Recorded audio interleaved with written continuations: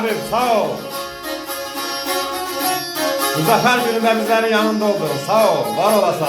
Zaman beni sever mi hiç? Ne böhtanım, ne şerem ben. Görsem bir merd oda düşüp ondan evvel pişerem ben.